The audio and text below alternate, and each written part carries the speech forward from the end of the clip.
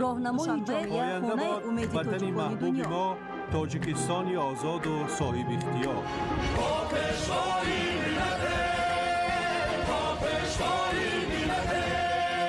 دوست باشید، اتفاق باشید، شکرانه همین دولت کنید، شکرانه همین سرزمین کنید، شکرانه کنید که چنین وطن عزیز و محبوب دارید.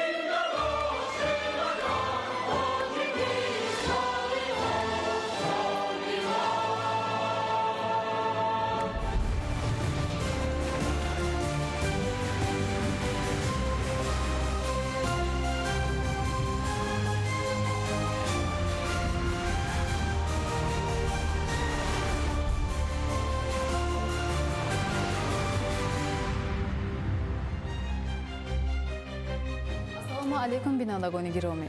با تازه‌ترین خبر و گزارش‌ها برنامه اطلاعاتی اخبار و منظور شما بیننده‌های عزیز می‌گردانیم. امروز در قصر ملت پرزیدنت جمهوری تاجیکستان پیشوای ملت محترم امامعلی رحمان با افتخار جشن 35 سالگی استقلال دولتی جمهوری تاجیکستان با کارمندان کسب و کار گوناگون که در فعالیتشان نتیجه‌های شایسته تحسین دارند مکافات‌های عالی دولتی و جایزه و عنوان‌های فخری تقدیم نمودند.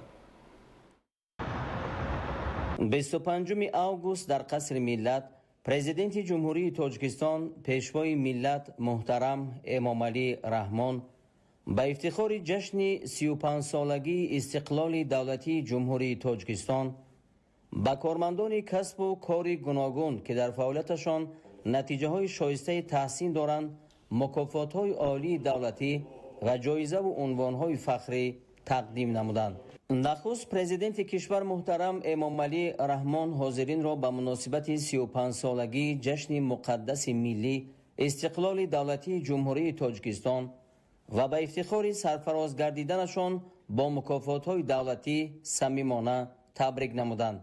سرور دولت محترم امامعلی رحمان ابراز داشتند که دوام 35 سال صاحب استقلالی ما با تکیه به اراده قوی و دستگیری و زحمت صادقانه مردممان از مرحله های نهایت دشوار و سنگین تاریخ سربلندانه گذشتیم. رهبر دولت محترم امامعلی رحمان سهم هر یک نفر را در روند سازندگی و آبادانی وطن نظررس ارزیابی نمودند و افزودند که زحمت صادقانه آنها در پیشرفت ساحه‌های گوناگون حیات دولت و جامعه امروز از جانب حکومت کشور به طور شایسته قدردانی می‌گردد.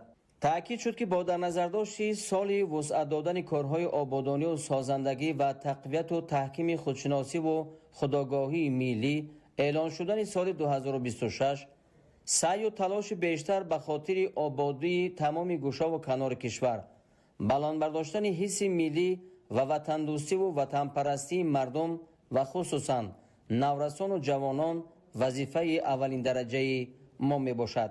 پیشوای ملت محترم امامعلی رحمان صلح و آرامی، ثبات کامل سیاسی و وحدت ملی تاجیکان را بزرگترین کامیابی نامیده ابراز داشتند که کارمندان با مکافات‌های دولتی سرفراز شده من بعد نیز امکانیت و نیروی خود را به خاطر باز هم مستحکم گرداندن بنای محتشم استقلال و آزادی وطن، پایه‌های معنوی جامعه و پیشرفت دولت صاحب استقلال و صاحب اختیار تاجیکان سفربر می‌سازند. بعد سخنرانی سرور دولت محترم امامعلی رحمان مراسم سپاریدن مکافات‌های دولتی برگزار گردید. برای دستاوردهای بلند مهنتی، فعالیت ثمرناک در خدمت دولتی، رشد علم و فرهنگ و دیگر بخش‌های اقتصاد ملی 165 کارمند ساحه‌های علم و فرهنگ، تندرستی، استحصال مال و خدمت رسانی‌ها و مقامات محلی حاکمیت دولتی از پرزیدنت جمهوری تاجیکستان محترم امامعلی رحمان مکافات‌های دولتی جمهوری تاجیکستان را گرفتند. با فرمان پرزیدنت جمهوری تاجیکستان درباره سرفرازگردانی کارمندان ساحه‌های علم و فرهنگ، تندرستی، استحصال مال و خدمت رسانی‌ها، مقامات محلی حاکمیت دولتی، دیگر خدمتیان دولتی و صاحبکاران با مکافات‌های دولتی جمهوری تاجیکستان برای سهم ارزنده در رشد علم و فرهنگ کشور، حفظ سلامتی اهالی، فعالیت ثمرناک در خدمت دولتی و دستاوردهای بلند استحصالی و صاحبکاری مطابق ماده 69 کنستیتوسیون جمهوری تاجیکستان، یک قطار کارمندان با مکافات‌های دولتی جمهوری تاجیکستان سرفراز گردانده شدند. سرور دولت محترم امام علی رحمان در مراسم سپاریدن مکافات‌های دولتی سهم اهل علم و ادب و فرهنگ کشور را تاکید نمودند. نتیجه همین قدرشناسی ها بود که امروز 7 نفر از جمله با عنوان فخری هنرپیشه خلقی تاجیکستان سرفراز گردانده شدند. در مراسم مکافات سپاری 1 نفر با عنوان فخری ارباب هنری تاجیکستان، 10 نفر با عنوان فخری هنرپیشه شایسته تاجیکستان، 12 نفر با عنوان فخری کارمند شایسته تاجیکستان، 2 کس با اردن شرف درجه 1، 18 نفر با اردن شرف درجه 2، 81 نفر با مدال خدمت شایسته و 2 نفر با مدال شفقت سرفراز گردانده شدند. همچنین در این روز به 22 نفر مدال جشنی 35 سالگی استقلال دولتی جمهوری تاجیکستان سپاریده شد.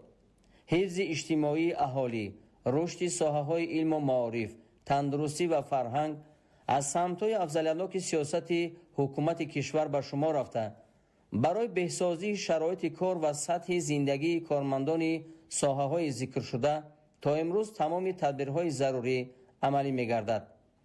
ضمن مراسم مکافات سپاری پیشوای ملت محترم امام علی رحمان خدمت صادقانه متخصصان کسب و کار گوناگون از جمله عالمان و آموزگاران، طبیبان، شاعران و نویسندگان، اهل فرهنگ و صنعت، کارمندان دیپلماتی، کارگران و بناکاران و کشاورزان را که برای رشد کشور عزیزمان سهم ارزشمند گذاشته‌اند قدر نمودند. در این مراسم سهم صاحبکاران و سرمایه‌گذاران وطن دوست و شخصان سخاوت پیشه در پیشرفت و آبادی کشورمان بسا ارزشمند نامیده شد. رهبر دولت محترم امام علی رحمان با استفاده از فرصت به صاحبکارانی که صاحب مکافات‌های دولتی گردیدند و به همه شخصان سخاوت پیشه کشور اظهار سپاس نموده با آنها برای موفقیت خواستند. پیشوای ملت محترم امام علی رحمان متخصصان و کارگران، صاحبکاران، رهبران شرکت‌های وطنی و خارجی را که در بنیاد انشاءات تقدیرساز راغون زحمت کشیده استقلال انرژتیکی کشور را نزدیک می‌سازند با مکافات‌های دولتی قدر نمودند. طبق قرار کمیته جایزه دولتی جمهوری تاجیکستان به نام ابو عبدالله رودکی در ساحه ادبیات، صنعت، معماری و ژورنالیستیکا در سال 2026 10 نفر با قرار حکومت جمهوری تاجیکستان برندگان این جایزه گردیدند.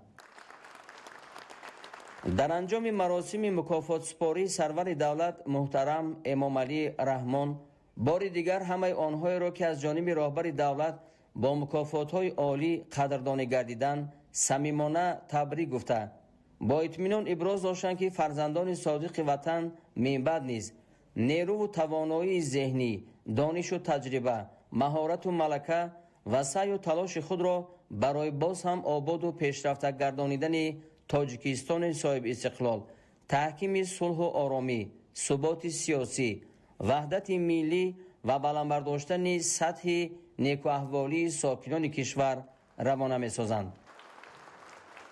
محترم امام علی رحمان همیشه هر کسی که صدقاً برای تاجیکستان، برای آبادی تاجیکستان، برای انتظار کار میکند همیشه قدردانی مینمایند.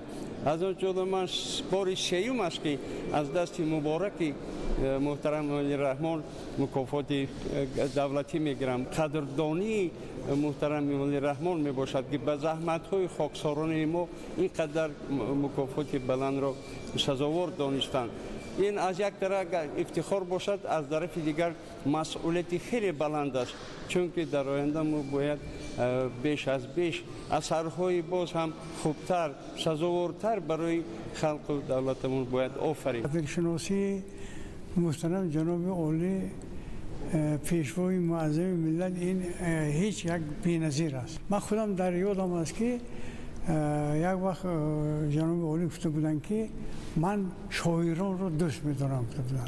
همین سخنشون این به همه اهل قلم دخل دارد. همین سخنشون ما همین سخنهای محترم جناب عالی ما ادیبان رو بسیار الهام می‌بخشد. ما همیشه در تیار هستیم که حیات خودمون رو، ایجادات خودمون رو، الهام خودمون رو برای تصویر روزگار حیات مردممون بخشیم. باعث شرفمندی و افتخار بزرگ است که امروز در قصر ملت پیشوای معظم ملت، ابرمرد ملت، سیاستمدار برجسته محترم امام علی رحمان با بعضی از صاحبکاران و از بعضی افراد خدمتچی دولتی با مکافات‌های دولتی سرفراز گردیدند. این باعث افتخار و سربلندی ما بانوان است که امروز پیشوای معظم ملت به ما امکانیت داده است که از منبر بلند سیاسی برآمدها نموده در تمام جاده‌ها کار و فعالیت می‌نماییم و من خرسند از آن هستم که همچون یک بانو از ولایت مختار کوهستانی بدخشان، همچون رئیس حزب خلق دموکراتیک تاجیکستان در ولایت مختار کوهستانی بدخشان از دست مبارک پیشوای معظم ملت مکافات دولتی گرفتم و این البته بسیار یک افتخارمندی هست و از طرف دیگر مسئولیت بزرگ در نزد ما جوانان است که این وطن را صادقانه، صافدلانه به این وطن خدمت نماییم. برای ما امروز یک روز بسیار تاریخی و فخری است که از دست جناب عالی پیشوای معظم ملت امام علی رحمان عنوان جایزه به نام ابو عبدالله رودکی را سرفراز شدن برای خدمت خیلی خوبصورتی ما سرفراز کردن. برای ما امروز فخر و افتخار است. این جایزه برای ما باز یک تکون نو میدهد که ایجاد نو اجرا کنیم و از بودن تاجیکستان ما از بودن یک شهروند تاجیکستان فخر و افتخار کنیم.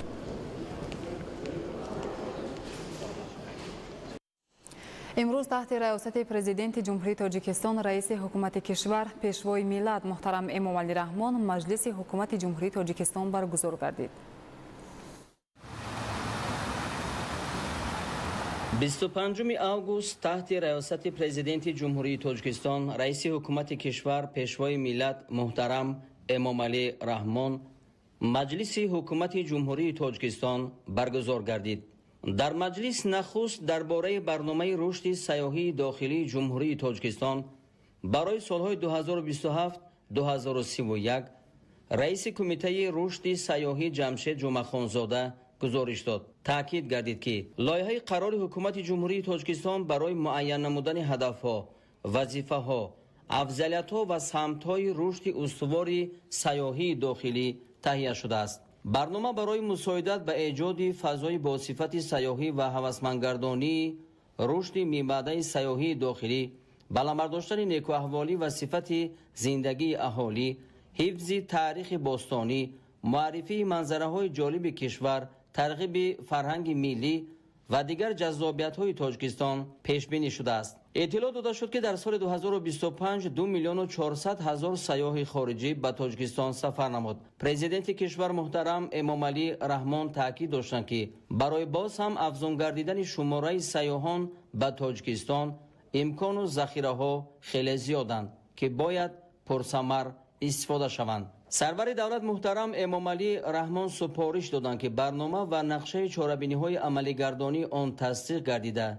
تطبیق آنها ثمره بخش براه مانده شود. سپس برنامه رشد مکتب‌های بچگانه موسیقی، رسامی، صنعت و مکتب اینترنت‌های میانه مخصوص جمهوری موسیقی و صنعت در جمهوری تاجیکستان برای سالهای 2027-2031 بررسی گردید.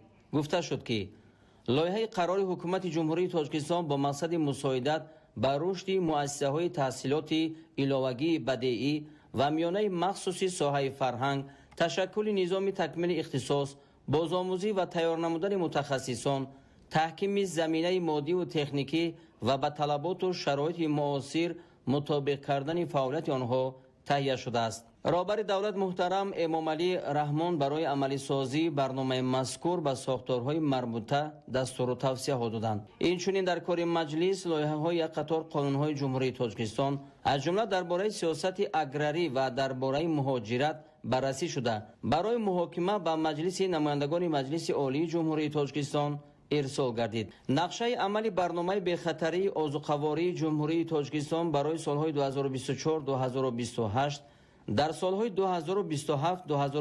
2027-2028 نیز بررسی و قبول کرده شد. در فراورد مجلس پرزیدنت کشور محترم امامعلی رحمان در نزد حکومت جمهوری تاجیکستان، وزارت و اداره‌ها و مقامات اجرایی حاکمیت دولتی برای در سراسر کشور به طور با شکوه و شهامت تجلیل نمودن 35مین سالگرد استقلال دولتی وظیفه‌گذاری نمودند. فرمان پرزیدنت جمهوری تاجیکستان درباره آزاد نمودن سودیه‌ها مطابق ماده 69 کنستیتوسیای جمهوری تاجیکستان فرمان می‌دهم شریفزاده رودابه حامدین از وظیفه رئیس سود حربی گردیزان دوشنبه آزاد کرده شود. عبدالحمیدزاده ولیجان عبدالمجید با سبب وضع سلامتی از وظیفه سودیه سود شهر خوجند ولایت سوغد آزاد کرده شود. پرزیدنت جمهوری تاجیکستان امامعلی رحمان شهر دوشنبه. در وزارت کارهای خارجی جمهوری تاجیکستان کنفرانس بین‌المللی بخشیده به جشن 35 سالگی استقلال دولتی تحت عنوان تاجیکستان و 35 سال صاحب استقلال تجربه صلح آفرین سیاست بسیار سمته و رشد استوار برگزار گردید. در آن نمایندگان ساختارهای دولتی، کورپوس دیپلماتی، عالمان و کارشناسان و مهمانان داخلی و خارجی مسائل مربوط به صلح و ثبات، رشد استوار و سیاست خارجی تاجیکستان را مورد بررسی قرار دادند.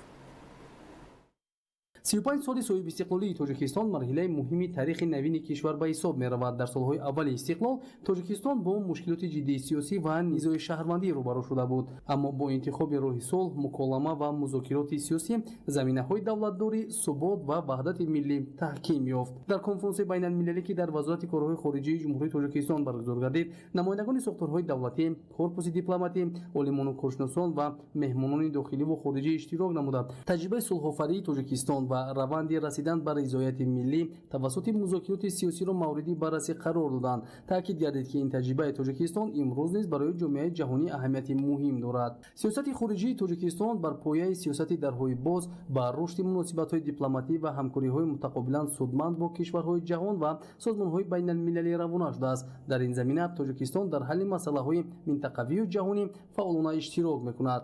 تشبس‌های بین‌المللی کشور در سمت دیپلماتیای آبی، حفظ پیریخ‌ها و کریاسفر، رشد استوار و اقتصادی سبز از جمله سمت‌های مهم سیاست خارجی میباشند.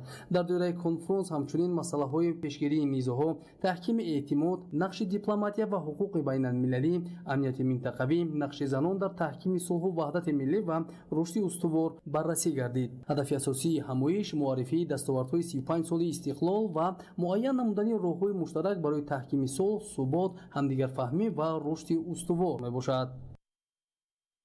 در آستانه جشن 35مین سالگرد استقلال دولتی در سراسر کشور کارهای سازندگی و آبادانی با مرام ادامه دارند.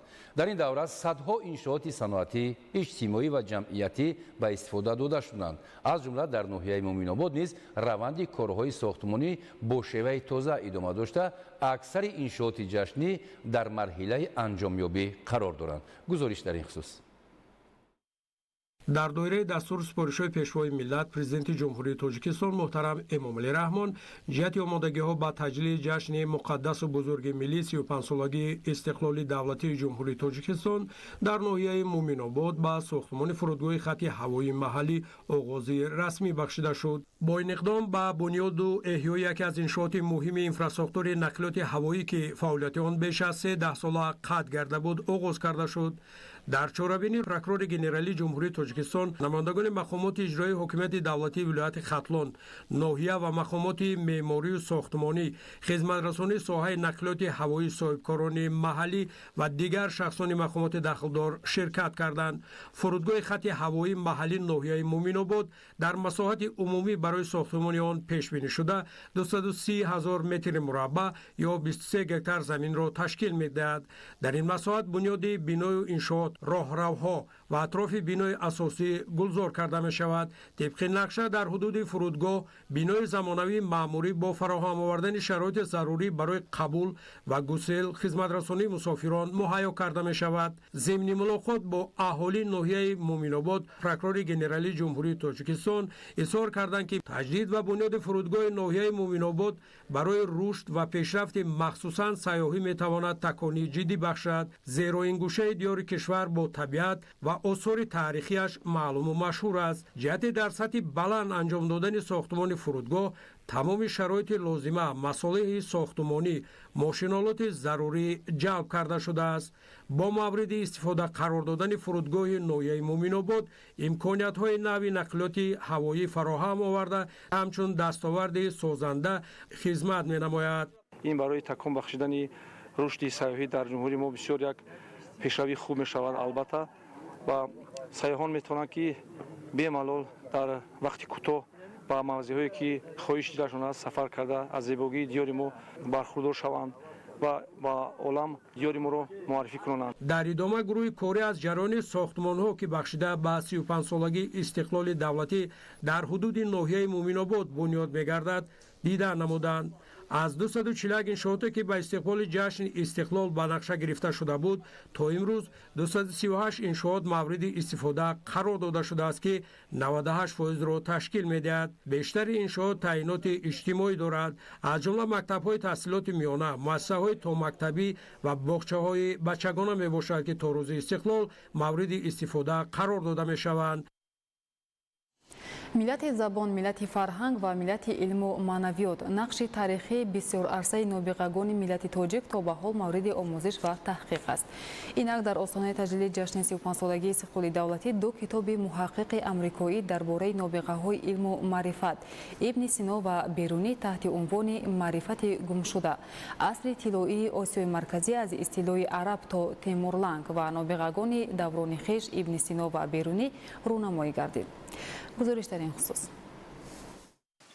ибни сино ва абурайҳуни берунӣ офарандаҳои ганҷ ва маънавиёти дар умум ва шаҳр чун намунаи волои тамаддуни бӯстонӣ имрӯз муаррифгари миллат аст ки эҷодиёти онҳо то ба имрӯз забони ноби тоҷикиро мероз гузошт. китоби муҳаққиқи амрикоӣ Фредерик Стар маърифати гумшуда асри тиллоии Осиёи марказӣ аз истилои араб то Темурланг ва нобиғагони даврони хеш Ибни Сино ва Берунӣ тарҷума ва бо сифати баланд мураттаб шуда дастраси хонандагони асарҳои гаронарзиш гардонда шуд. китобҳо ба таъриху ташаккули халқи тоҷик ва чеҳраҳои барҷастаи фарзандони миллат Абуалӣ Ибни Сино ва Абурайҳон Берунӣ бахшида шуда бо ташаббус ва маблағгузории Орионбонк тарҷумаю нашр гардиданд. номгӯи зиёди асарҳои гаронарзиш ва намунаи эҷодиёти соҳибқаламони маъруфи тоҷик бо дарки аҳамияти китобу аз барнамудани каломи баде ки ба суннатҳои деринаи мардуми ориёӣ мансуб аст, нашри китобҳо бо номи маърифати гумшуда асри тиллоии Осиёи марказӣ аз истилои араб то Темурланг ва нобиғагони даврони хеш Ибни Сино ва Берунӣ барои ҳавасмандон, дӯстдорони каломи баде ва илми дақиқ, хоса хонандагони асарҳои пурмазмун имконоти хубро фароҳам сохт. бо хоҳиши муаллиф Фредерик Стар китоби дуюм ки хеле нодир мебошад ва як чизи нав дар шинохти Ибни Сино ва Берунӣ мебошад, мо тарҷума кардем. яъне нобиғагони бо номи нобиғагони даврони хеш Ибни Сино ва Берунӣ. албатта дар бораи Ибни Сино ва Берунӣ бисёр суханҳо гуфта шудааст, лекин муҳимаш он аст ки Фредерик Стар таъкид мекунад ки Ибни Сино ва Берунӣ ино фарзандони тоҷик ҳастанд. забони форсӣ забони модараашон аст. таърихи шарҳи ҳоли Ибни Сино ва Беруниро чунон дақиқан таҳқиқ кардааст ки дигар муҳаққиқон онро сарфи назар карданд ё ин ки ба он он қадар аҳамият надоданд.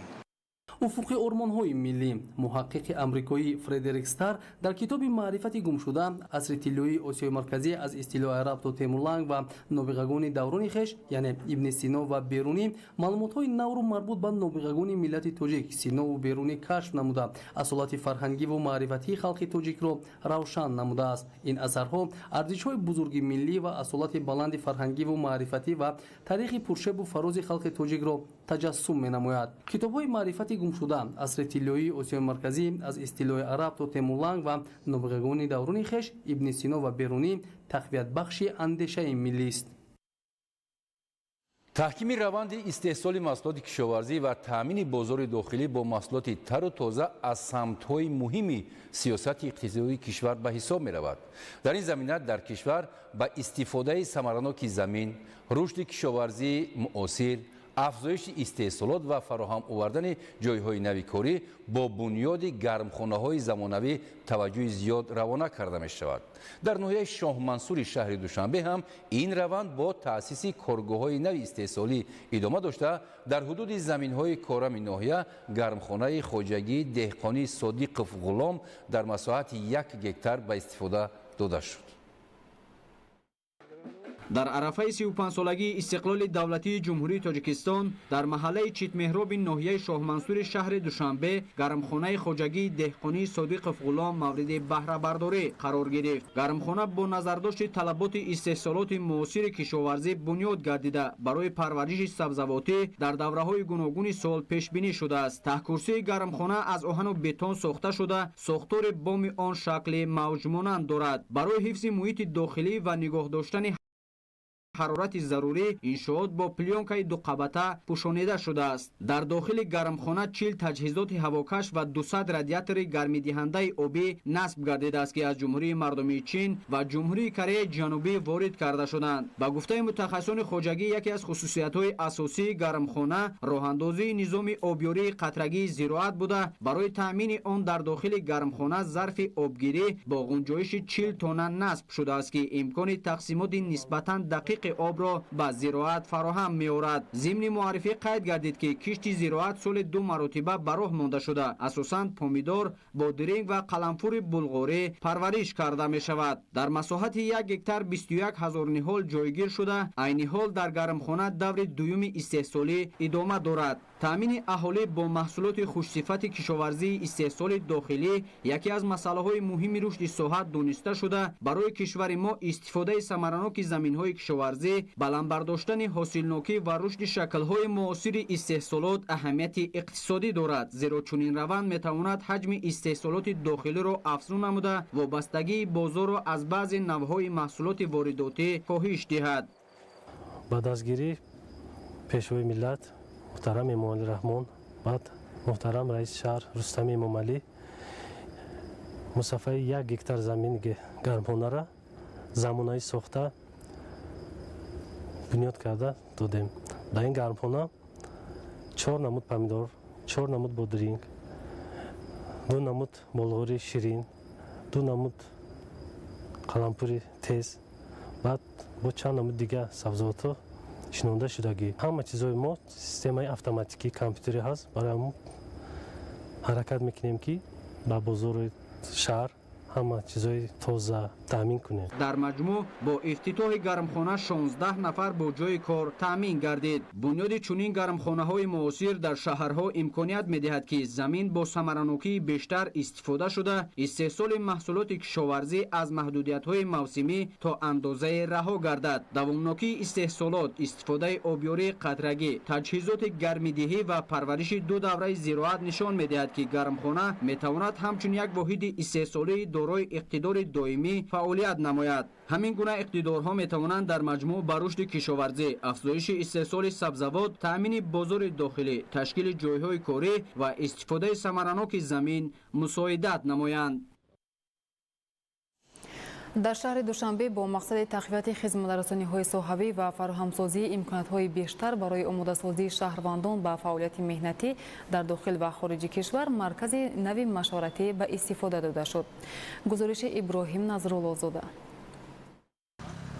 дар остонаи ҷашни бузурги миллии 35-солагии истиқлоли давлатии ҷумҳурии Тоҷикистон бинои нави замонавии маркази машваратии вазорати меҳнат, муҳоҷират ва шуғли аҳолии ҷумҳурии Тоҷикистон ба истифода дода шуд. ин иқдом дар доираи тадбирҳои созандагӣ ҷиҳати беҳтар намудани сатҳу сифати хизматрасонӣ ба шаҳрвандон амалӣ гардида, ба хотири фароҳам овардани шароити зарурӣ барои омодасозӣ ва машварати шаҳрвандоне таъсис ёфтааст, ки дар хориҷи кишвар кору фаъолият кардан мехоҳанд. марказ бо таҷҳизоти муосир ва воситаҳои зарурӣ таъмин буда, дар синфхонаҳои он барои шаҳрвандон курсҳои омӯзиши забонҳои хориҷӣ ташкил карда шуданд. яке аз самтҳои асосии фаъолияти марказ омодасозии ҳамаҷонибаи шаҳрвандон пеш аз сафар ба хориҷи кишвар мебошад. боиси хурсандист ки имрӯз дар арафаи 35-солагии истиқлолияти давлати ҷумҳурии тоҷикистон маҳз бо дастгирии бевоситаи асосгузори сулҳу ваҳдати миллӣ пешвои миллат президенти ҷумҳурии тоҷикистон муҳтарам Эмомалӣ Раҳмон бинои наву замонавии муассисаи давлатии марказҳои машваратӣ хадамоти муҳоҷирати вазорати меҳнат муҳоҷират ва шуғли аҳолии ҷумҳурии тоҷикистон ифтитоҳ гардид. бинои мазкур аз 3 ошёна ва тархона иборат буда дорои синфхонаҳои муҷаҳҳаз бо техникаву технологияи муосир мебошад.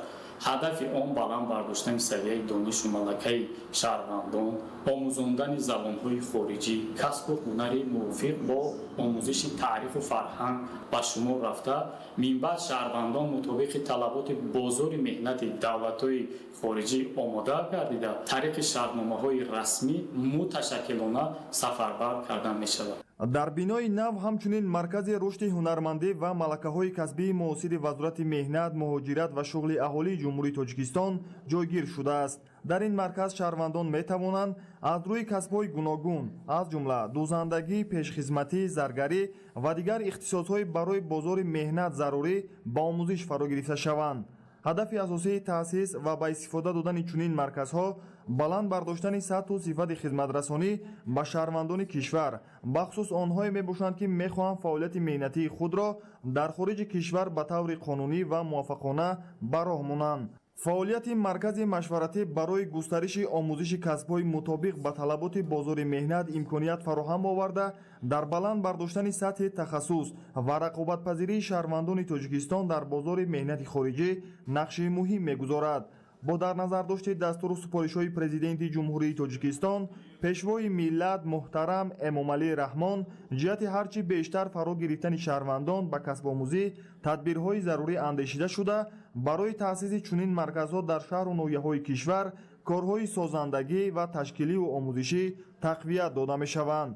طبق اطلاع مسئولان در 6 ماه سال جاری 61125 شهروند با آموزش کسب‌ها فرا گرفته شدند. از این شماره تنها در 6 مرکز رشد ملکه‌ها، کسب آموزی و خدمترسانی 12222 نفر صاحب کسب گردیده با سرتیفیکات‌های دارای استاندارد بین‌المللی تامین شدند. تأسیس مرکزهای مشورتی و رشد ملکه‌های کسبی قدمی مهم در سمت آماده‌سازی شهروندان به بازار مهنت داخلی و خارجی بوده برای تامین مهاجرت مهنتی بی خطر، قانونی و ثمرانک زمینه مساعد فراهم می‌آورد. استقلال دولتی سرچشمه افتخار ملی تحت همین عنوان در شهر دوشنبه همایش جمهوریوی برگزار گردید که در آن نقش زنان و مادران در استواری صلح و وحدت و رشد ساحه‌های گوناگون جامعه مورد تحلیل قرار گرفت. لولای بهردین همکاری ما گزارش می‌دهد. با ابتکار کمیته کار با زنان و اویلای نزد حکومت جمهوری تاجیکستان بخشیده به جشن 35 سالگی استقلال دولتی جمهوری تاجیکستان در تالار مکتب موسیقی به نام آدینه هاشم همایش جمهوریوی برگزار گردید. در کار همایش نمایندگان حکومت جمهوری تاجیکستان، وکیلان مجلس نمایندگان مجلس عالی جمهوری تاجیکستان، کمیته عاید به تحصیلات ابتدایی و میانه کسبی نزد حکومت جمهوری تاجیکستان، مرکز اسلام شناسی نزد پرزیدنت جمهوری تاجیکستان، شاعران و نویسندگان، اهل زیای کشور و بانوان فعال وزارت و کمیته‌های داخلدار اشتراک نمودند. در ردیف عملی شوی سیاست هدفمندانه و واقع بینانه اساسگذار صلح و وحدت ملی پیشوای ملت پرزیدنت جمهوری تاجیکستان جناب عالی محترم امامعلی رحمان در دوران صاحب اختیاری مقام و منزلت زن مادر در جامعه جایگاه ارزنده و شایسته را کسب نمود. مسئله دستگیری زنان و بلند برداشتن مقام زن در جامعه در سالهای استقلال دولت جمهوری تاجیکستان به یکی از سمت‌های افضلیت‌ناک سیاست اجتماعی حکومت جمهوری تاجیکستان تبدیل یافته. ساحه مذکور مورد توجه همیشگی اساسگذار صلح و وحدت ملی پیشوای ملت پرزیدنت جمهوری تاجیکستان محترم امامعلی رحمان قرار دارد. طبق معلومات آماری زنان 49 از 129% اهالی کشور را تشکیل داده. حالا از شماره عمومی خدمتیان دولتی 25.4% از جمله کادرهای راهبری کننده 16.3% را بانوان و زنان تشکیل می دهند. امروز زیاده از 60 سندهای معیاری حقوقی در تربیت کردن و جابجاگذاری کادرها از سوی زنها در جمهوری عزیز ما، در کشور عزیز ما تحریزی شده است و زینه به زینه حال خدشه یافته ایستاده است. امروز زنی تاجیک سفیر است، امروز زنی تاجیک وزیر است، امروز زنی تاجیک وکیل است. ما باید از آن افتخار کنیم که در قطار زیاده است 40,000 خوانندگانی که برون از مرز جمهوری در کشورهای گوناگون تحصیل میکنند، قریب 15-20 هزار آنها از حساب دختران تاجیک هستند. معرفی کننده آینده درخشان و بی‌زوال این ملت و این سرزمین در آینده هستند. محض با شرافت استقلال دولتی طول 35 سال دوران صاحب استقلالی در سمت ارجگذاری به مقام و منزلت زن تحولات عظیم جهت تامین موقع استوار زن مادر در جامعه به وقوع پیوست و زنان قوی اراده و با جسارت تاجیک به عرصه وسیع سیاست وارد گردیدند. در انجام همایش برنامه با شکوه کنسرتی برگزار گردید. در دوران صاحب استقلالی تحکیم ولایت قانون، پیشگیری جنایتکاری و بلندبرداشتن معرفت حقوق جامعه از سمت‌های مهم سیاست دولتی به حساب می‌رود. در همین زمینه بخشیده به جشن 35 سالگی استقلال دولتی در شهر بختر در موضوع سیاست حقوقی دولت در سمت پیشگیری جنایت‌ها و تحکیم ولایت قانون همایش علمی عملی برگزار گردید. ادامه موضوع در گزارش اسماعیل صاحب نظریان و موسی نور محمد. 35 سال استقلالیت دولتی جمهوری تاجیکستان، سیاست حقوقی دولت در سمت پیشگیری جنایت‌ها و تحکیم ولایت قانون. تحت همین عنوان با ابتکار ریاست اگنتی نظارت دولتی مالیوی و مبارزه با کروپسیای جمهوری تاجیکستان در شهر و ناحیه‌های منطقه باختر کنفرانسیای علمی عملی برگزار گردید. در همایش مذکور مسئولین و کارمندان مقامات حفظ حقوق ولایت ختلان، نمایندگان مقامات دولتی، تشکیلات و مؤسسه‌ها و دیگر فعالان شهر و ناحیه‌های منطقه باختر اشتراک نمودند. ضمن بررسی موضوع محوری همایش تاکید گردید که استقلالیت دولتی برای مردم تاجیکستان دستاورد بزرگ تاریخی و زمینه اساسی تحکیم دولتداری ملی به حساب رفته در دوران صاحب استقلالی برای تشکل نظام مکمل حقوقی و تامین ولایت قانون زمینه استوار فراهم آورده شده است. بخصوص پیشگیری جنایتکاری، مبارزه با کروپسیا، تامین امنیت و ثبات، بلند برداشتن معرفت حقوقی شهروندان و تحکیم مسئولیت جامعه از جمله سمت‌های مهم سیاست حقوقی دولت ارزیابی گردیدند. برگزار کردن چنین کنفرانس‌ها البته ماهیت قانون، ولایت قانون و پیش از همه کنستیتوسیای جمهوری تاجیکستان را بلند می‌بردارد و مردم احساس میکنند که در چگونه دولت زندگی میکنند و بر ضد جنایتکاری البته سهم خودشون رو میگذارند. در ادامه در موضوعهای واسطه‌های مهم پیشگیری جنایتکاری کروپسیونی، نظارت اجرای قانون‌ها وسیله مهم پیشگیری جنایت‌ها، راه‌های پیشگیری گرویدن جوانان به تشکیلات‌های تروریستی و اکستریمیستی، پیشگیری حقوق ویرانکنی‌ها میان نابالغان و جوانان، طرز و اصول‌های پیشگیری جنایت‌ها در سمت قاچاق، پیشگیری نشأه‌مندی میان جوانان و مبارزه با گردش غیرقانونی واسطه‌های نشأه‌دار، تحکیم ولایت قانون، پیشگیری جنایتکاری و بلند برداشتن معرفت حقوقی جامعه معروضه‌ها ارائه گردیده مورد بررسی و آموزش قرار گرفتند. برگزار نمودن کنفرانس علمی عملی در عرفه تجلیل 35 سالگی استقلال دولتی جمهوری تاجیکستان این ارج گذاشتن و در ساعت‌های ملی ملت بزرگ تاجیک به حساب می‌رود و انتخاب کردن موضوع سیاست حقوقی دولت در سمت پیشگیری جنایت‌ها این از اراده به واسطه اساسدار صلح و وحدت ملی پیشوای معظم ملت پرزیدنت جمهوری تاجیکستان محترم امامعلی رحمان میباشد که ضمن هر یک برآمد خود با کارمندان مقامات حفظ حقوق تاکید می‌نماید که کار و فعالیت آنها برای پیشگیری کردن از حدوث جنایت‌ها روانه کرده شود. در ادامه همایش امروزه که در آستانه تجلیل جشن 35 سالگی استقلال دولتی صورت می‌گیرد، یک قطار مسئولین و کارمندان مقامات حفظ حقوق ولایت ختلان و دیگر فعالان جامعه برای سهم ارزنده در تحکیم ولایت قانون، پیشگیری حقوق ویرانکنی‌ها و همکاری ثمرناک با مقامات حفظ حقوق با تحفه‌های خاطروی قدردانی شدند. در ولایت سوخ سرشمار چورو نظر به سال 2000 تقریبا 50% زیاد شده است. حالا در ولایت در همه شکل‌های خوجگیداری 897,600 سر چروای کلان، 2,199,900 سر گوسفند و بوز و 10,431 سر اسب موجود می باشد. در این شب و روز بیشتری چرو در چراگاه‌های تابستانه پرورش می یابد. معلومات بیشتری موضوع در گزارش عبدالوهاب عبدالستار. چراگاه و علفزارهای طبیعی ولایت سوخت بیشتر از 780,000 گکتار مساحت داشته در منطقه‌های گوناگون خاصه از وادی‌ها تا بلندکوه‌ها دامن پهن کردند. از این نشان دهنده 431,445 گکتار را چراگاه‌های تابستانه تشکیل می‌دهند که در ناحیه‌های کوهی جایگیر شده عادتاً از اول ماه ایون تا آخر سپتامبر کار فرموده می‌شوند. چراگاه تابستانه برای چروا خصوصاً مولی میده منبع اساسی خوراک سرغذا به حساب می‌رود. تقریباً از 4-3 حصه طلبات چروا با خوراک سبز از حساب چراگاه‌های طبیعی تامین کرده می‌شوند. همساله با سبب‌های گوناگون برخی از چرواداران چراگاه‌های تابستانه را بر محل ترک می‌کنند. این حالت باعث زودتر تنزل یافتن چراگاه‌های زمستانه گردیده، همزمان صرف خوراک ذخیره گردیده بیشتر می‌شود.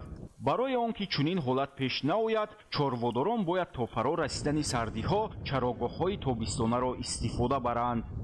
در ولایت زیاده از 780,000 گکتار چراگاه موجود می باشد.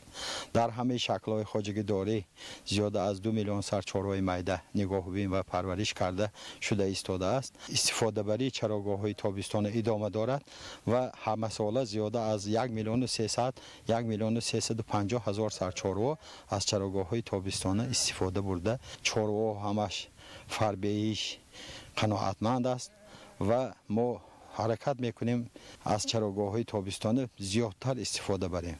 عالمان ساحه ابراز می‌دارند که در چراگاه‌های تابستانه در ترکیب خوراک چروا بیشتر از 1000 نمود رستنی‌های گلدار، علف‌های یکساله و بسیار ساله مورد استفاده قرار دارند. چراگاه‌های تابستانه منبع وزن افزونکنی چروا به حساب رفته، طبق مصلحت متخصصان ساحه اگر هرچی بیشتر چروا در چراگاه‌های تابستانه نگاه داشته شود، همانقدر خوراک در چراگاه‌های زمستانه ذخیره می‌شود. این تدبیر امکان می‌دهد که در برابر سرشمار محصولناکی هم زیاد گردد. چقدر که چراگاه تابستانه را زیاد استفاده برند، خوراکی همینقدر ذخیره میشد و از زمستان بی تلف برآوردن چروا ما البته باوری حاصل میکنیم و ما با همین مقصد به تمام چرواداران حاضر گفتگوزار نموده کارهای فهماندهی برده ایستاده ایم که تا اینکه از چراگاه‌های تابستانه زیادتر استفاده بریم. تا آخر ماه سپتامبر چراگاه‌های تابستانه رو ما استفاده میبریم. چرواداری قسمی ترکیبی ساحه کشاورزی بوده اهالی را با گوشت و شیر، روغن و صنعت را با اشیاء خام تامین می‌نماید. طبق معلومات آماری به حالت 1 ایولی سال روان در همه شکل‌های خوجگیداری ولایت سوخت 897,302 سر چروای کلان، 2,199,900 سر گوسفند و بز پرورش می‌یابد که نسبت به 6 ماهه اول سال 2025 سرشمار چروای کلان 87,300 سر یا 10.8% و گوسفند و بز 425,900 سر یا 12.9% زیاد گردیده است. در آستانه سال نو خوانش مؤسسه‌های تعلیمی کشور با طلبات زمان معاصر مطابق گردانیده می‌شوند. با نوسازی مکتب و صنفخانه‌های نو، محیط تعلیمی باز هم سازگار و نقشه‌های آموزگاران برای سال نو تحصیل معین می‌گردند. تفصیلات در گزارش همکاران ما.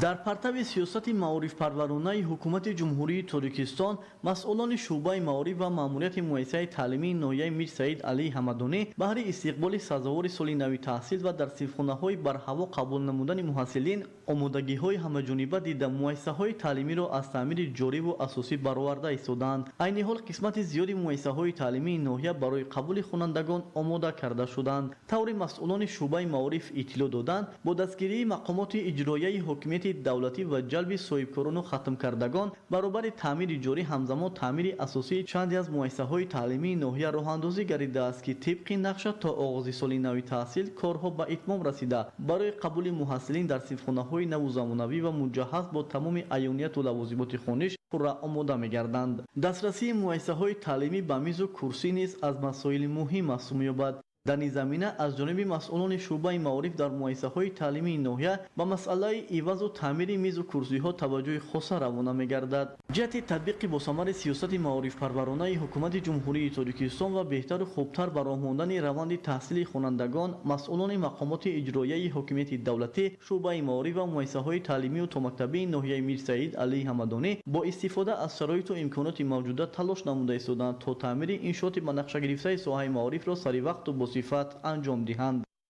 امروزها در مؤسسه‌های تعلیمی ناحیه دیوشتیج کارهای آمادگی به سال نو تحصیل با مسئولیت بلند ادامه دارند. در مؤسسه تحصیلات میانه عمومی رقم 22 دهه قلعه میرزابای کارهای تعمیر و نوسازی به مرحله جنبسته رسیده است. در او تریزه‌های فرسوده 24 صنفخانه پورا با تریزه‌های پلاستیکی زمانوی عوض گردیده، همزمان در داخل مؤسسه شعار و آویزه‌های نو تربیوی و تعلیمی نصب گردیده، محیط آموزش باز هم زیبا و دلنشین شده است. حالا تمام کوشش آموزگاران به آن روانه گردیده است که در روز اولی تحصیل زیاد از 1100 نفر خواننده را در فضای تازه و آزاده و با شرایط بهتری تعلیم استقبال گیرند. در مؤسسه تحصیلات میانه عمومی رقم 47 دهه بسمنده نیز آمادگی به سال نو تحصیل به انجام رسیده ایستاده است. آموزگاران صنفخانه‌ها را به ترتیب درآورده، کارهای رنگ‌وبار، تازه‌کاری و نصب واسطه‌های عیانی را به اتمام رسانیدند. در این بارگاه تعلیمی که زیاد از 300 نفر خواننده تحصیل می‌کنند، برای آغاز سال نو تحصیل شرایط ضروری مهیا گردیده است. در همین حال در مؤسسه تحصیلات میانه عمومی رقم 12 دهه قلعه دوست کارهای آبادانی هنوز ادامه دارند. آموزگاران و ساختمانچیان یکجا برای انجام وصل و نصب درو تریزه‌ها، تعمیر صنفخانه‌ها، رنگ‌وبار و تازه‌کاری محیط اطراف تلاش دارند. قسم زیادی کارهای پیش‌بینی شده به انجام رسیده، مؤسسه روزهای نزدیک پورا برای قبول خوانندگان آماده خواهد شد. امروز چنین فضای سازندگی در اکثر مؤسسه‌های تعلیمی ناحیه دیوشتیج به نظر می‌رسد. با انجام کارهای آبادانی و آمادگی درهای مؤسسه‌های تعلیمی ناحیه در روز دانش برای هزارها خواننده بازگردیده، آنها سال نو تحصیل را در صنفخانه‌های تازه و نوسازی شده آغاز خواهند کرد. آموزگاران و خوانندگان مؤسسه تحصیلات میانه عمومی رقم 80 دهه اربابدره شهر وحدت در آغاز سال نو تحصیل 2026-2027 صاحب دستاویز ادانه می‌گردند. در برابر تعمیر جاری و رنگ‌وبار گردیدن بنای اساسی مؤسسه تعلیمی در دایره تدبیرهای سازندگی و استقبال از جشن 35 سالگی استقلال دولتی با سهم مردان برومند دهه، انشاءات نو تعلیمی قامت افراخته در سال نو خوانش مورد استفاده قرار داده می شود. انشاءات تازه بنیاد با اصول دسته‌جمعی ساکنان دوام 2 سال ساخته شده دارای 4 صنفخانه زیبای و برهوا می باشد. با مورد بهره برداری قرار دادن انشاءات تازه بنیاد شرایط دانش آموزی نزدیک به 300 نفر نسل نورس دهه اربابدره جماعت دهات کریم اسماعیلوف خیلی بهتر می گردد. همکنون با بنا یافتن انشاءات نو تعلیمی در شفت بنای اساسی مؤسسه تحصیلات میانه عمومی رقم 42 دهه کرسنگ که با سهم ساکنان دوام 1 سال ساخته شده است، مشکلی نارسایی جای نشست خوانندگان پورا برطرف می‌گردد. انشاءات نوی با تازگی بنیاد گردیده دارای 3 صنفخانه زیبای برهوا بوده در روزهای تجلیل از جشن 35 سالگی استقلال دولتی مورد بهره برداری قرار داده خواهد شد. در مؤسسه تحصیلات میانه عمومی رقم 66 دهه نوآباد شهر وحدت 580 نفر نسل نورس تحصیل می نمایند. بنای اساسی مکتب دهه سال 1968 ساخته شده با مرور زمان تعمیر طلب گردیده بود.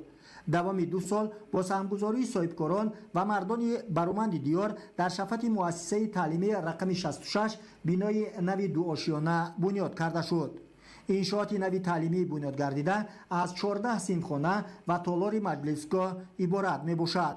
با مقصد رشد ساحه معارف در شفت مؤسسه تحصیلات میانه عمومی رقم 65 دهه بوزبید عین زمان بنیاد انشاءات 2 آشیانه تعلیمی ادامه دارد.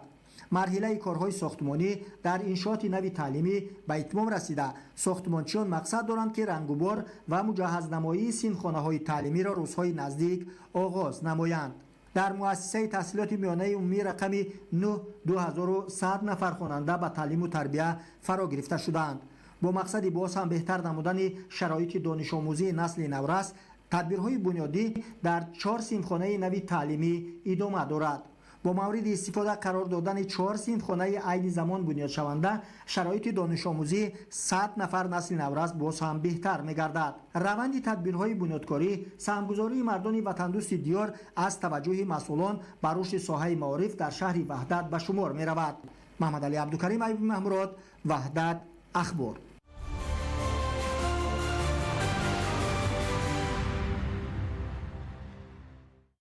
در فضای استقلال و آزادی و وحدت ملی ساکنان شهر و ناحیه‌های کشور با روحیه بلندی وطندوستی و احساس افتخار از دستاوردهای دوران صاحب استقلالی جشن 35 سالگی استقلال دولتی را تجلیل می‌نمایند. این تنتنه‌ها تجسمگر شادی و خوشحالی مردم، همبستگی جامعه و عزم و اراده سازنده ساکنان برای آبادی وطن و تأمین زندگی شایسته میباشد. همکاران ما گزارش می‌دهند در این خصوص. با مقصد در سطح بلند استقبال گرفتن جشن 35 سالگی استقلال دولتی جمهوری تاجیکستان طبق نقشه چاره‌بینی‌های کمیته اجرایی حزب خلق دموکراتی تاجیکستان در شهر کلاب و در همبستگی با مقامات اجرایی چاره‌بینی‌های گوناگون سیاسی، ترغیباتی و معرفتی، عمومی و فرهنگی و ورزشی گذرانیده می‌شوند. چنین چاره‌بینی‌های حزبی در حدود تشکیلات و مؤسسه‌ها و دهه و محله‌های شهر کلاب برگزار کرده شده. در برابر این راهپیمایی‌ها با اشتراک جوانان، زنان و بانوان، فعالان و دیگر قشر جامعه فعالانه دایر گردیده در دست داشتن پرچم دولتی جمهوری تاجیکستان و حزب خلق دموکراتی تاجیکستان، قهرمانان جمهوری تاجیکستان، شعار و آویزه‌های ادانه و صدا دادن شعارهای وطندوستانه از دستاوردهای دوران صاحب استقلالی، صلح و وحدت ملی و سیاست سازنده و بنیادکارانه رهبریت عالی کشور پشتیبانی کرده می شود. در دایره آمادگی‌ها به استقبال این جشن فرخنده و تطبیق اقدام اعلان گردیدن سال 2026 همچون سال وسعت دادن کارهای آبادانی سازندگی و تقویت و تحکیم خودشناسی و خودآگاهی ملی از جانب پرزیدنت جمهوری تاجیکستان محترم امامعلی رحمان، اینچنین 365 روز آبادانی و سازندگی و بنیادکاری در ولایت ختلان با جلب اعضا و جانبداران حزب خلق دموکراتی تاجیکستان، صاحبکاران باننگ و ناموس و شخصان سخاوتپیشه در تمام حدود شهر و دهات کلاب کارهای آبادانی سازندگی و ترغیب و تشویقات خودشناسی ملی با مرام ادامه دارند. از جمله سنگفرش و منفرشکنی راههای ماشینگرد، ساختن پلها، کشانیدن خطهای آبی نوشاکی، تعمیر انشاءات جشنی، بنیاد میدانچه‌های ورزشی، چراغانکنی راهها، کبودزارکنی، گلشنانی و دیگر کارهای سازندگی مرحله به مرحله عملی گردیده ایستادند. در برابر این با تشبث کمیته اجرایی حزب خلق دموکراتی تاجیکستان در شهر کلاب مسابقه‌های ورزشی، محفل‌های فرهنگی، آزمون‌های شاهنامه‌خوانی، معرفی عائله‌های نمونوی، دستگیری عائله‌های نیازمند، قدردانی پدر و مادران سربازان و نفران سهامگذار در کارهای آبادانی سازندگی، همزمان ملاقات و صحبت‌های ترغیباتی با همه قشرهای جامعه برگزار گردیده برای تحکیم حس وطندوستی، خودشناسی ملی و مسئولیت شهروندی تمام مردم را جهت استقبال شایسته از جشن مقدس ملی 35 سالگی استقلال دولتی دعوت می‌نمایند. شکوه استقلال تحت همین عنوان در دهه سیبستان جماعت دهات سیبستان چورابینی فرهنگی با شکوه برگزار گردید که ساکنان با راهپیمایی حس بلند وطندوستی و رضایت کامل خود را از سنجی و آسایشتگی و نعمت‌های استقلال نشان دادند. در نمایشگاه محصولات کشاورزی دسترنج ساکنان، هنرهای مردمی و طعامهای ملی پیشکش مسئولین و مهمانان گردید که این فراوانی روز به روز بالا رفتن سطح زندگی ساکنان را انعکاسگر بود.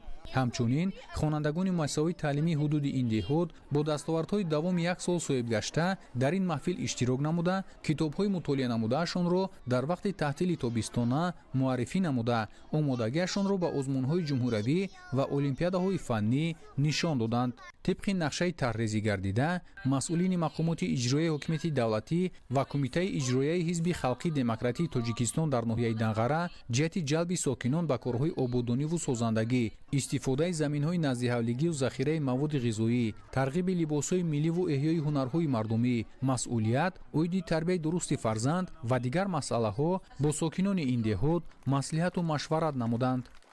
дар хотимаи маҳфил хурду бузург зери сурудҳои ватандӯстонаву сурурангези кормандони хонаи фарҳанги деҳотии Себистон бо шукргузорӣ аз тинҷиву осоиштагӣ то шомгоҳон фараҳу шодмонӣ намуданд.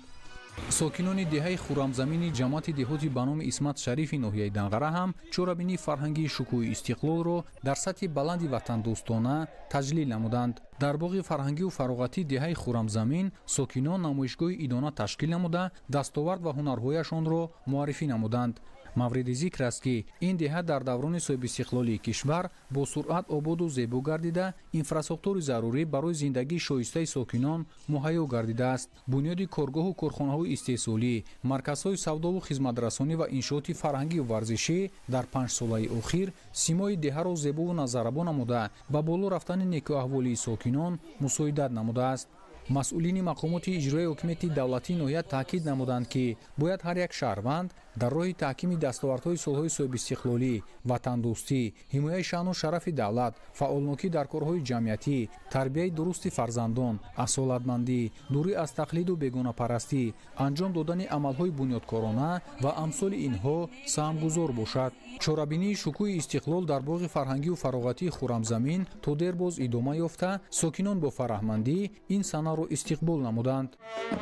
дар 3 деҳаи ҷамоати деҳоти меҳвари ноҳияи дурдасти 5 ба истиқболи сазовор аз ҷашни 35-солагии истиқлоли давлатӣ чорабиниҳои сиёсиву фарҳангӣ ва маърифатӣ бо иштироки васеъи сокинон, ҳунармандон ва фаъолони деҳоти мазкур баргузор гардид. роҳпаймоии бошукӯҳ, намоишҳои дастовардҳои аҳли деҳот, соҳаҳои маорифу тандурустӣ, маҳсули меҳнати хоҷагии халқ, баргузор намудани бозиҳои шавқовари варзишӣ аз бандҳои нақшачорабиниҳои мақомоти иҷроияи ҳокимияти давлатии ноҳияи 5 ба ҳисоб рафта ҳамарӯза бо як тантана ва шодии беандоза барпо карда мешавад. сокинони меҳнатдӯсту заҳматписанди ноҳия ташкилу ба роҳ мондани ҳамин қабил чорабиниҳоро омили муҳими муттаҳидӣ, сарҷамъиву ҳамдилӣ, камари ҳиммат бастан дар корҳои бунёдкориву созандагӣ ва ҷонибдории таъкидҳои ободгаронаи пешвои муаззами миллат муҳтарам Эмомалӣ Раҳмон маънӣ дод намуданд. қайд шуд ки баробари дигар шаҳру ноҳияҳои мамлакат ноҳияи дурдасти 5 дар замони соҳибистиқлолии кишвар рушду нумӯ карда тамоми бахшу соҳаҳо аз ҷумла соҳаҳои кишоварзӣ, маорифу тандурустӣ, саноат ва истеҳсолот, ҷавонон ва варзиш ва дигар самтҳоро ба пешрафт ниҳодаву бошандагони ин водӣ аз самараи истиқлоли давлатӣ баҳравар гардида истоданд. истиқлолияти давлатӣ гаронарзиштарин неъмат ва омили асосии рушду тараққиёти давлату ҳукумат дониста мешавад ва ҳар як фарди худогоҳу хештаншиносро зарур аст ки ба қадри ин неъмати бузург расидаву дар ҳифзи арзишҳои милливу давлатӣ ҳиссагузор бошад. эъломияи истиқлолияти давлатии ҷумҳурии Тоҷикистон чун пайки саодату хуҷастаҳолӣ на танҳо мояи шаъну шукӯҳи миллати тамаддунофари тоҷик дар арсаи олам гардид, балки сарахбори кушоиши корҳои созандагӣ ва пешрафтҳои гуногун ҷабҳаи ҷомеа гашт. сипас барномаи консертии аҳли ҳунари бахшҳои фарҳанги деҳоти меҳвари ноҳия иборат аз шеъру таронаҳои ватану ватандорӣ буд пешниҳоди ҳозирин гардонида шуд. дар ҷамоати шаҳраки хуррамдиёри ноҳияи дӯстӣ ба истиқболи ҷашни пурифтихори миллӣ 35-солагии истиқлолияти давлатии ҷумҳурии Тоҷикистон чорабиниҳои фарҳангӣ варзишӣ таҳти унвони шукӯҳи истиқлол баргузор гардид. чорабинии идона бо роҳпаймоӣ бо шукӯҳи сокинони ҷамоат оғоз ёфта дар он намояндагони мақомоти маҳаллӣ, кормандони соҳаҳои гуногун, ҷавонон, варзишгарон, ҳунармандон ва фаъолони ҷомеа иштирок намуданд.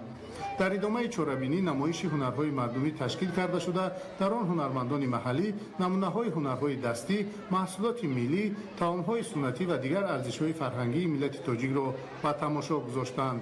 ҳамчунин бо мақсади тарғиби тарзи ҳаёти солим ва ҷалби ҷавонон ба варзиш бозиҳои гуногуни варзишӣ баргузор карда шуд. бахшида ба истиқболи ин саҳнаи муҳими таърихӣ намояндагони мақомоти иҷроияи ҳокимияти давлатии ноҳия ва меҳмонон сокинони ҷамоати шаҳраки хуррамдиёрро таҳният гуфта саҳми онҳоро дар ободониву пешрафти як гӯшаи диёр муҳиму арзанда арзёбӣ намуданд. дар қисмати фарҳангии чорабинӣ барномаи рангини идона пешкаши сокинону меҳмонон гардид. сурудҳои ватандӯстона, рақсу тарона ва баромадҳои ҳунарӣ фазои идонаро боз ҳам ҷолибу хотирмон намуд. баргузории чунин чорабиниҳо дар таҳкими ҳисси ватандӯстӣ, арзгузорӣ ба арзишҳои миллӣ ва ҳифзи дастовардҳои даврони соҳибистиқлолӣ нақши муҳим дошта сокинони ҷамоат бо рӯҳияи баланди идона 35-солагии истиқлолияти давлатии ҷумҳурии Тоҷикистонро истиқбол мегиранд. дар ноҳияи муъминобод ба ифтихори таҷлили ҷашни 35-солагии истиқлолияти давлатӣ корҳои ободониву созандагӣ ва тадбирҳои гуногуни ҷашнӣ дар сатҳи оммавӣ ҷараён дорад. чорабинии идонаи навбатӣ таҳти унвони шукӯҳи истиқлол бо иштироки сокинони деҳаҳои дурдасти ҳудуди ҷамоати деҳоти деҳбаланд, намояндагони мақомоти иҷроияи ҳокимияти давлатӣ ва кормандони дигар сохторҳо бо ташкили роҳпаймоии идона шурӯъ гардид. фазои пурнишоту рӯҳбаландӣ ва ҳамбастагии мардум натиҷаи файзу нусрат ва шукӯҳи истиқлоли давлатӣ аст. сокинон бо ифтихор аз ободиву осоиштагии диёр дар ин чорабинии ҷашнӣ иштирок намуданд. идомаи чорабинӣ дар боғи фарҳангии фароғатии маркази ноҳия бо ташкили намоишҳои идона ҷараён ёфт. бо нишони рушду пешрафт ва эҳёи анъанаҳои ҳунармандӣ, намоиши дастовардҳо ва маҳсули дастранҷи ҳунармандон, муаррифӣ ва пешниҳоди иштирокдорон гардонида шуд. дар қисмати тантанавии чорабинӣ зимни суханрониҳо роҷеъ ба дастовардҳои замони соҳибистиқлолии кишвар ва нишондодҳои ба маротиб афзоянда ки таъмини рушди соҳаҳои гуногунро дар ноҳияи муъминобод бозгӯӣ мекунад, бо пешниҳоди маълумоти оморӣ андешаронӣ гардид. таъкид шуд ки дар заминаи татбиқи ҳадафҳои созанда дар марказ ва ҷамоатҳои деҳоти дурдасти ноҳия раванди бунёдкориҳо суръати бештар гирифта ба рушди инфрасохтор ва сатҳи некӯаҳволии зиндагии мардум имкониятҳои беҳтар фароҳам омад. изҳор гардид ки дар баробари ташаббускориҳои мақомоти иҷроияи ҳокимияти давлатӣ, сокинону соҳибкорони маҳаллӣ низ дар амалисозии нақшаву ҳадафҳои созанда саҳми шоиставу назаррас доранд. дар қисмати хотимавӣ аз ҷониби ҳунармандони ноҳия барномаи ҷолибу идонаи фарҳангӣ пешниҳод гардид. хушҳоливу фараҳмандӣ ва дӯстиву муҳаббати самимии сокинон ки аз файзи суботу оромӣ ва ваҳдати ҷомеа сарчашма мегирад, дар ин маҳфили фарҳангӣ ба таври шоиста таҷассум ёфт. чорабини идона бори дигар собит намуд ки фарҳанг ва ҳунар омили муҳими муттаҳидии мардум ва инъикосгари рӯҳияи созандаву ободкориҳои сокинони ноҳияи муъминобод мебошад. дар доираи 35-солагии истиқлоли давлатӣ дар ноҳияи восеъ силсила чорабиниҳои фарҳангӣ маърифатӣ, тадбирҳои ободониву созандагӣ, инчунин корҳои оммафаҳмонӣ бо маром идома дорад. ин навбат бо ибтикори кумитаи иҷроияи ҳизби халқии демократии тоҷикистон ва мақомоти иҷроияи ҳокимияти давлатӣ дар ҳудуди ҷамоати деҳоти бобошоҳиёни ноҳияи восеъ бо ташкили роҳпаймоии идона маҷмӯи чорабиниҳо аз қабили мусобиқаҳои гуногуни варзишӣ, муаррифии дастовардҳои илмиву эҷодӣ, дастовардҳои варзишии омӯзгорон ва наврасону ҷавонон, ҳунарҳои дастии занону бонувони моҳир, таому-хӯришҳои миллӣ, самараи заҳмати марди деҳқон, таъмиру навсозии роҳҳои маҳаллӣ, насби дастгоҳҳои равшандиҳии офтобӣ, инчунин насби парчами давлатӣ дар манзилҳои истиқоматии сокинон роҳандозӣ гардид. дар ин асно ҳайати иштирокчиён бо сокинону фаъолони деҳаи сардижи ҷамоати деҳоти бобошоҳиён мулоқоти судманд анҷом дода, роҷеъ ба дастовардҳои солҳои соҳибистиқлолӣ изҳори назар намуданд. ёдовар шуданд ки ин ҳама пешравиҳо дар сатҳи маҳал бевосита натиҷа ва самараи пойдории истиқлол, сулҳу ваҳдат мебошад. дар марҳилаи ниҳоии мусобиқаи футболи хурд, тенниси рӯймизӣ, шашкаву шоҳмотбозӣ ва озмуни шоҳномахонӣ ки аз қисматҳои муҳими чорабинӣ маҳсуб меёфт, варзишгарону хонандагони фаъол қадршиносӣ гардиданд. ҳамзамон бо дар назардошти саҳми арзанда гузоштан дар татбиқи сиёсати давлатӣ ба як зумра сокинони фаъол сӯҳпосномаҳо супорида шуд. таваҷҷуҳу ғамхорӣ ва дастгирии шахсони имконияти маҳдуд дошта аз сиёсати иҷтимоии давлат ва ҳукумати ҷумҳурии тоҷикистон сарчашма гирифта, иқдоми мазкур дар ин деҳот низ аз ҷониби ташаббускорон амалӣ гардид. зимнан ба чанде аз оилаҳои камбизоат ва шахсони имконияташон маҳдуд кӯмаки яквақтаинаи маводи ғизоӣ расонида шуд. дар идома масъулон дар марҳилаи нахустини корҳои роҳсозӣ, санфаршкунии деҳаи чорбоғ, насби сутунпояҳои равшандиҳии канори роҳ, насби парчами давлатӣ дар манзили иstiqomatии сокинон, тоза кардани забур ва рангуборнамоии пули мошингузар иштирок намуданд. барои ҷонибдорӣ ва амалӣ гардонидани иқдомоти шоиста дар сатҳи маҳал ба гурӯҳи ташаббускорон изҳори сипосу қаноатмандӣ карда шуд.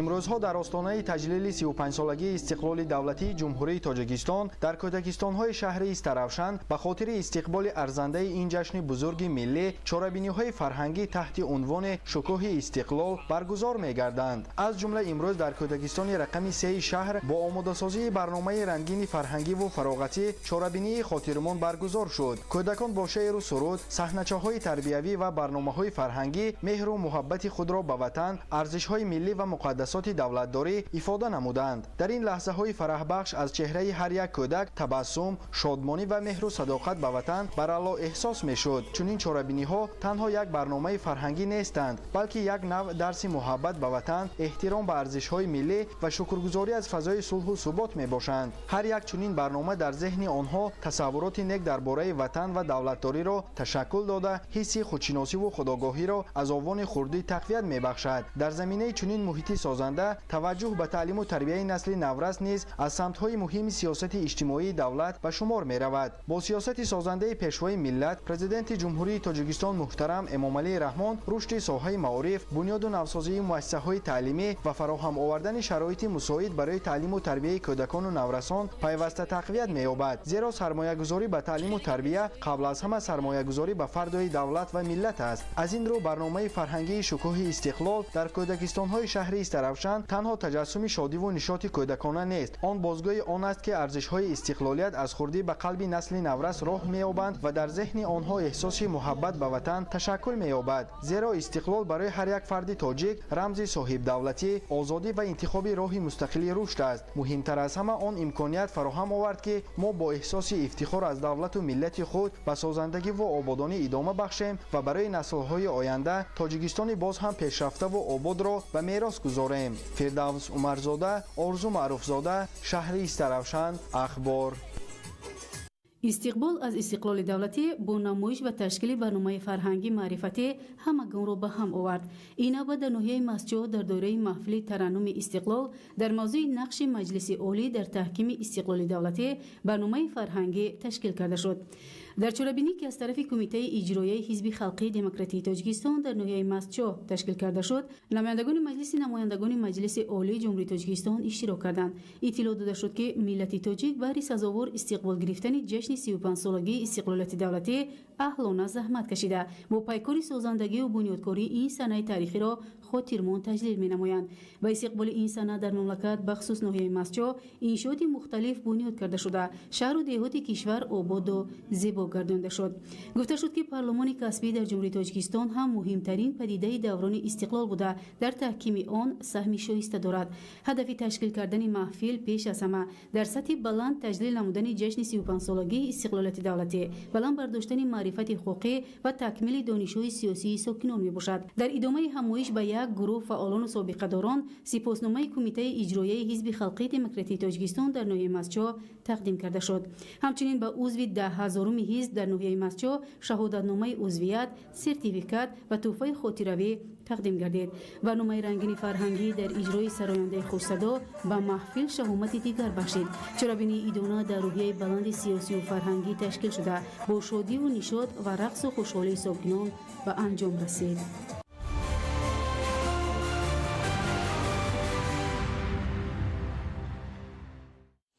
بینندگان گرامی، نشر مفصل برنامه اطلاعاتی اخبار خاتمه می‌یابد. برایتون بهترین خوشی‌های زندگی رو تمنا داریم. سلامت باشید.